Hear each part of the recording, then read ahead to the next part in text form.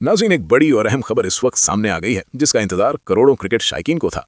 Pak Bharat cricket मुकाबले पर आखिरकार काम बन गया है। जराये के मुताबिक पाकिस्तान क्रिकेट बोर्ड के चेयरमैन मोहसिन नकवी और आईसीसी के सदर के दरमियान होने वाली हालिया मुलाकात इंतहाई फैसलाकुन साबित हुई है।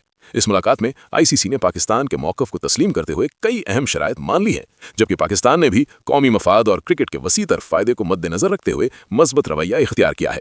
सबसे बड़ी खबर यह है कि पाकिस्तानी हुकूमत ने भी पाक भारत मैच की इजाजत दे दी है। जराये का कहना है कि सिक्योरिटी, न्यूट्रल वेन्यू और दीगर इंतजामी मामलात पर आईसीसी ने पाकिस्तान को मुकम्मल यकीन दहानी करवाई है। इसी पेशरफ्त के बाद अब यह बात तकरीबन तय समझी जा रही है कि T20 वर्ल्ड कप में पाकिस्तान और इंडिया का टाकरा होगा। और नाजरीन, जराये के मुताबिक यह तारीखी मुकाबला 15 फरवरी को खेले जाने का कवी इम्कान है। अगर सब कुछ इसी तरह आगे बढ़ता रहा तो जल्द ही आईसीसी की जानिब से इस मैच का बाज़ाब्ता ऐलान भी मुतवक्के है।